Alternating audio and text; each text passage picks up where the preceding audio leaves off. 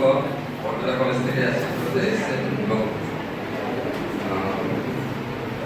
এবং বিনোদ বিহারী কৈলাসহর ইউনিভার্সিটির ডক্টর কৌশিক দাসগুপ্ত উনিও আমাদের ডাকে সাড়া দিয়ে তোমাদেরকে স্যার আপনি কি লাইনে আছেন?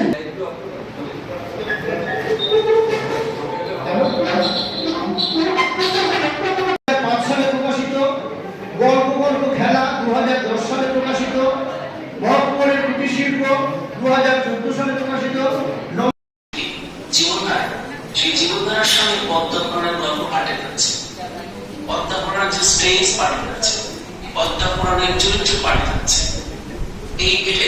এগুলো তাদের সময়ের সঙ্গে সঙ্গে জীবনযাত্রার ধারাবাহিকতা, সেই ধারাবাহিকতায় একটা মনে হয় যে তাদের উন্নয়নশীলতা এবং বিশেষত ইংরেজি শিক্ষিত যারা সাহিত্যকর্মী বা সমালোচক তাদের এই ধারণা আরো প্রবল। তবে সকালবেলা শেষ পর্যন্ত নয়।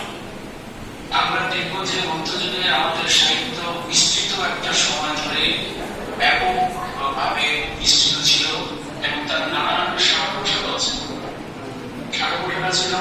আমরা দেখবো যে ছাত্রছাত্রীরা জানবেন না, কিন্তু যারা মাস্টারমশাই এখানে আছেন তারা নিশ্চয়ই জানবেন। আমি যেহেতু MA পড়েছি, আমার মাস্টারমশাই শ্রদ্ধেয় রবিরঞ্জন চট্টোপাধ্যায়, তার কাছে আমার চণ্ডীমঙ্গল পড়ার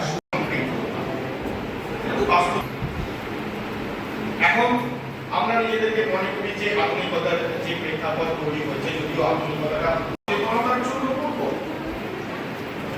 বা অনেক সময় মাস্টার ডিগ্রির ছেলেমেয়েরা অনেক ক্ষেত্রে বলে থাকে যে মধ্যযুগে কিছুটা নাম্বার বেশি উঠে, মধ্যযুগের একটা সীমাবদ্ধতা রয়েছে, কারণ মধ্যযুগ তো বর্তমানে আর খুব বেশি তৈরি হচ্ছে না।